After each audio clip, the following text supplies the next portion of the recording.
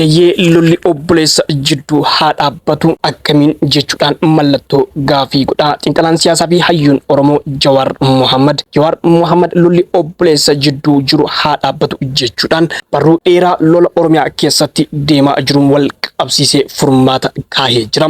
Akkasumas abbummaan lola kan eenyu akka itti gaafatamuu qabu kan jedhu xiinxalaan siyaasaa fi hayyuun Oromoo Jawaar Mohammad lafa gaahee jira. Guutuu barruu kana sagaleedhaan qindeessee qabadhee isiniif dhiyaadhe. Kana qofaa miti odeeffannoo barbaachisoo kan guyyaa har'aa nu dhaqqabdee qabadhee isiniif dhiyaadhee jira kan gurra isin buusu ta'a. Nageenya isin gaafachuu hin irraanfanne yooyaa harka fuune ashamaa jaalatamtootaa fi kabajamtoota maatii Jiruu Miidiyaa baga gara Jiruu Miidiyaa nagahaan dhuftan isiniin jenna. Namoonni Jiruu Miidiyaadhaaf haarawaa taatan yookaan subscribe hin godhin akkasuma gara fuula Facebook fi TikTok kennaatiin follow nu godhin.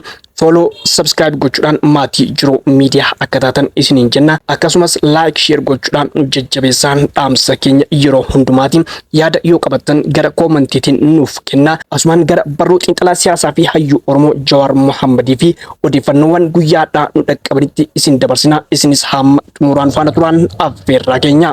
Jawaar Mohammad eeyyee lolli obbolaa jidduu haa dhaabbatu garuu akkamiin jechuudhaan mallattoo gaafii kaa'ee barruu isaa eegala. Torban darbe keessa duula lolli obbolaa jidduu haa dhaabbatu jedhamu tokkotu marsaalee hawaasaa kana irratti gaggeeffamaa ture. Namoonni duula sana keessatti hirmaatan atis kaleessa lola akka dhaabbatu waytuwaataa turte amma maaf duula kana hin tumsine gaafii jedhu naaf kaasan jedha xiinxalaan siyaasaa fi hayyuun Oromoo Jawaar Mohammad. Namoonni gariin ammoo duulli sun tooftaa bilisignaa qabsoon itti laafisuuf gadi baateedha jechuudhaan naaf barreessaa turan. Akeekni dhugaa duula sana waan fedhe ta'us waan fedhes duuba jiraatus wal waraansi waloo uummata keenya waggoota darbaniif goolaa jiru akka dhaabbatu hawwuun waanuma eebbifamaadha jedha xiinxalaan siyaasaa fi hayyuun Oromoo Jawaar Mohammad. Barruu isaa kanaan hin dhiisne akkas jechuudhaan itti fufe. Garuu duulli kun hawwii bira darbee nagaa qabatamaa fiduu danda'a jechuudhaan mallattoo gaafii ka'a.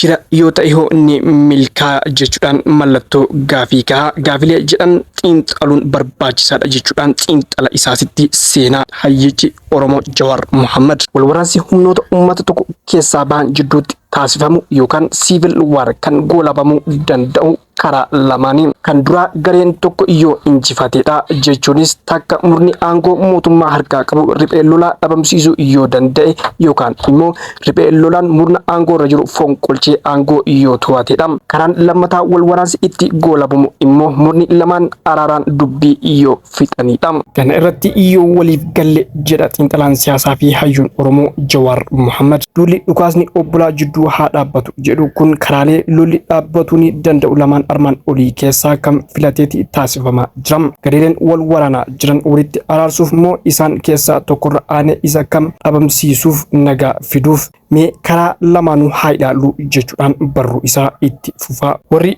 duula kana eegalan akeekni isaanii araara buusuu akka ta'e himu. Mee dhugaadha jennee haa fudhannuti. Araara buusuuf ni milkaa'u gaafii jettu haa xiinxallu. Wal waraansi Oromiyaa keessatti sadarkaa manguddoo biyyaatiin atis dhiisi jedhu jechuun dhaabbatu bira erga darbee bubbulee jira. Kun waan ani jedhu osoo hin taane kan qaamonni wal waraanaa jiran lachuu amananii fudhatanidha. Bilisiginnaafis WBOfis dhugaan kan hubachuun bakka qaamni sadaffaa jirutti ifatti yeroo lama mari'atu isaanii ni yaadatama. Maarree akeekni garee amma dhaadannoo dhukaasni haa dhaabbatuutiin socho'u warri wal waraanaa jiru lamaan marii araaraa marsaa biraatiif akka ta'an dhiibbaa gochuudha laatam jechuudhaan mallattoo gaafii godhe. Yoo san ta'e xiyyeeffannaan duula isaanii irra caalatti murna aangoo irra jiru irratti ta'uu qaba ture. Waliigaltee qaamota sadaffaa waliin taasisee diiguu hoggansa waraana bilisummaa Oromoo biyyatti akka hin deebine ugguruu yaaluun carraa marsaa sadaffaa akka dhiphisu kan godhe bilisiginnaadha. Dabalataanis jechuudhaan xiinxalasaa itti fufaa Jawaar Mohammad waamichi dippiloomaatonni marii marsaa biraatiif irra deddeebiin taasisan kan dides murna aangoo irra jirudha. Kanaafuu akeekni duula kanaa araara buusuun wal waraansa dhaabsisuuf yoo taate mootummaa marsaa biraaf akka qophaa'u dhiibbaa dabalataa tarkaanfilee abdii fi wal amantaa uumuu danda'an confidence building Mensuri akka fudhatu taasisuu feesa. Tarkaanfiiwwan kunis ajjecha namoota nagaa dhaabsisuu warra hidha gadi lakkisuu fi kan kana fakkaatan dabalata. Garuu barreeffamoota warra duulaa kana gaggeessan maxxansan yoon ilaalu waan akkasii argaa hin jiru jedha xiinxalaan siyaasaa fi hayyuun Oromoo Jawaar Mohammad. Egaa hordoftootaa fi kabajamtoota maatii jiru miidiyaa xiinxalli Jawaar Mohammad barreesse kanatti hin dhaabatu ammas akkuma itti fufeetti jira. Isinis laayikii, sheerii akkasuma yaada yoo qabaattan gara komantiitiin nuuf kennuu hin irraanfatina. Akkasuma namoonni jiru miidiyaadhaaf haaraa taatan yookaan subscribe hin godhin subscribe gochuudhaan maatii jiru miidiyaa akka taatan isiniin jenna. Akkasuma gara fuula Facebookiitii fi TikTokiitiin follow godhuu hin dagatina. Ammas barruu Jawaar gurra isin buusnaa nu faana bu'a. Yoo akeekni duula kana injifannoo murna aangoo irra jiru mirkaneessuun wal waraansa kanatti goolabbii taasisuu ta'e ammoo karaan kan biraati. Namoonni duula kana qindeessuun adda dureen maqaa dhaayaman warra dursanii gara murna aangoo irra jiru godhan waan ta'eef akeekni duula kana mootummaan jabaatee riphee loltoota dhabamsiisuun nagaa akka buusuuf tumsuuf kan kaayeffatedha. Shakkii jettutu jira. Mee shakkiin kun dhugaadha jennee fudhachuudhaan carraa milkaa'uu isaa haa ilaallu. Murni aangoo irra jiru tokko riphee lolaa dhabamsiisuuf waan lama gurguddoo gonfachuu isaa barbaachisaadha. Kan dura diree lolaatti olaantummaa guddaa horachuu danda'udha. Kan lammataa sababoota hawaasa diinagdee fi siyaasa riphee lolaan uummata keessatti akka hidda gadi dheereffatu dandeessisu furuu danda'udha. Haala qabataa amma jiru humni waraana murna aangoo irra jiru of jalaa qabu dirree waraana Oromiyaa keessa ta'e kan Amaaraatti olaantummaa gonfachuu hin dandeenye. Inumaatu humni isaa yeroo gara yerootti laaffataa deemaa jiru. Waan nama wal fammisiisu miti. Oromiyaatti yoo xinnaate yeroo 25 caalaa Amaaraatti yoo xinnaate yeroo 7 duula xumura labsuun milkaa'uun hin danda'amne. Intimaa jiru shumiin raayyaa ittisa biyyaa waraana bilisummaa Oromoo sadarkaa dhabamaarra akka gahee fi faannoon ammoo parsantaa 10 qofa akka hafe erga dubbatanii ji'a 3 waan darban natti fakkaata. Qabataman kan taa'ee jiru garuu faallaa sanaati. Loltoonni mootummaa dirree lolaa taasifamu maratti baataman booji'amuun waanuma waliin argaa jirrudha. Kallattiin kun humna lolaan mo'achuu mootummaa dirree laaffataa akkaan deemu malee kan wayyaawaa kan akeeku miti. Gama sababoota hawaasa diinagdee fi siyaasa sochii riphee lolaaf haala mijeessuu yoo ilaalle fooyya'insi hin mul'atu. Ajjechaan hidhaanii fi saamichi dargaggeeyyii bosonatti akka naanna'u godhe ni fooyya'e moo ni hammaate jechuudhaan mallattoo gaafii ka'a. Deebiin ni hammaate kan jedhu ta'uun dhugaa namuu argaa jirudha. Kun ammoo sochiin riphee lolaa akka laaffatu osoo hin taane daran akka babal'atu taasise. Ragaan kana ammoo godinaalee sochiin lolaa keessa hin turretti babal'achuu fi kan keessaa dhabamee turetti akka haaraatti jabaachuudha. Keenyaaf yaaliin waraanni bilisummaa Oromoo sochii isaa gara godinaalee Arsii fi Harargeetti babal'isuuf taasisee yeroo dheeraaf milkaa'uu hin dandeenye ture.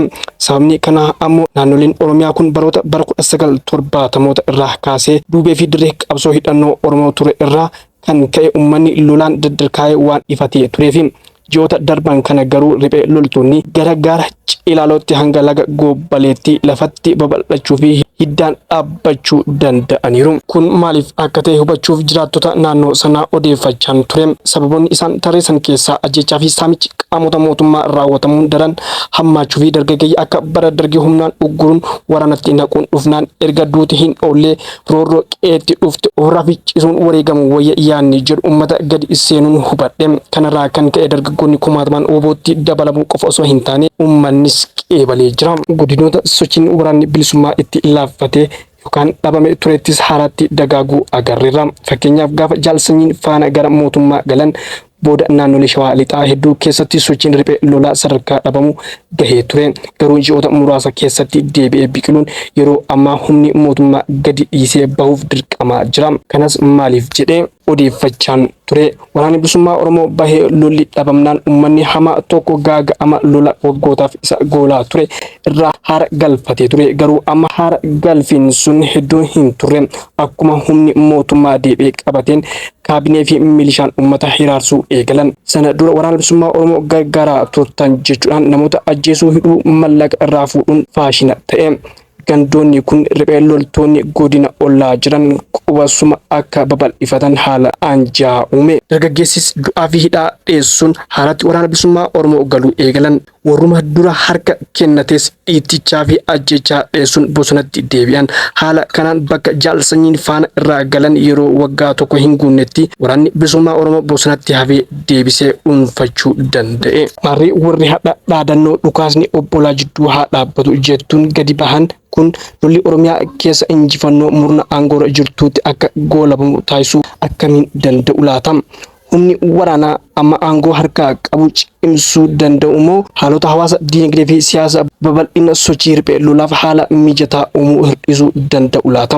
Humni waraana mootummaa cimsuu yoo taate waan yaalamee bu'aa hammasii hin buusnedha. Ajoonni waraana bilisummaa Oromoo jajjaboo jedhaman erga mootummaatti harka kennatanii booda duula farra riphee lolaa irratti bobbaafamanii turan bu'aan isaan buusan garuu hammasii miti. Maaliif humni waraana mootummaa kan laaffateef hanqina hoggansaa tarsiimoo fi adeemsa siyaasaa irraa kan madde waan ta'eef hamma sun furmaata namoota muraasa dhiisii miiliyoona yoo itti makames deebiin cimsuu injifannoo gonfachiisuu hin danda'amu. Ajjechaa fi saamichi qaamota mootummaan raawwatamu kan dargaggeessaa fi uummanni riphee lolaatti akka hawwatamu taasisee hir'isuu yoo taate sadarkaa sirnichi irra gahe kanatti waan milkaa'u miti. Kan hubachuuf ammoo adeemsa umrii sirna abbaa irree hubachuun barbaachisaadha. Murni tokko aangoo qabatee ni jabeeffata, ni ittifata, ni tortoraa dhuma irratti ni kufa. Walumaa galatti jedha xiinxalaan siyaasaa fi hayyuun Oromoo Jawaar Mohammad yaadni dhukaasa obbolaa jidduu dhaabuu jedhu gaarii ta'us tooftaan hordofamaa jiru bu'aa buusuu danda'u isaa abdachiisaa miti. Akeekni duula kanaa araara buusuu lola dhaabuu yoo taate murna aangoorra jirutti dhiibbaa godhuu feesa ture. Sochii warri duula kana taasisaa jiru yoon ilaalu sana argaa hin jiru. Murna aangoorra jiru cimsanii dirree lolaatti riphee loltoota dhaamsisuu nagaa buusuu yoo taate ammoo sadarkaa sirnichi amma irra gaheen waan danda'amu miti. Kanaafuu sirna harkuma ofiitiin umurii ofii gabaabsee sadarkaa tortoraarra gahe kana wal'aannee hammeessinee injifanna nagaa buufna jechuun yeroo fi leencolee qisaasessuudha. Karaa irra wayyaa sirna haaraa ijaaruu sababoota wal waraansatti nu keessa hiddaan furuu nagaa waaraa buusuuf carraaqudha. Ani kana jedha yoo xiinxalli kiyya dogongora ta'e tooftaan isaa filattan milkaa'ee biyyii fi uummanni keenya nagaa argate gammachuun kiyya hanga hin qabaatu waan ta'eef waliin agarra jechuudhaan yaada isaa goolaba. Egaa hordoftootaa fi kabajamtoota maatii Jiruum Miidiyaa odeeffannoo fi xiinxala siyaasaa Jawaar Mohammad guyyaa har'aa qabannee isiniif dhiyaanne kanumaan goolabnee jirra. Odeeffannoo fi akkasuma xiinxala biraatiin hamma walitti deemnutti nagahan turaa isiniin jenna. Namoonni Jiruum Miidiyaadhaaf haarawaa taatan yookaan subscribe hin godhin subscribe gochuudhaan maatii Jiruum Miidiyaa akka taatan akkasuma like share gochuudhaan nu jajjabeessaan dhaamsa keenya yaada koo qabaattan gara koomentiitiin nuuf kenna. Gara fuula Facebook fi TikTokitiin follow godhu hin dagatinaa. Waan wajjin turtaniif galatoomaa ulfaadha.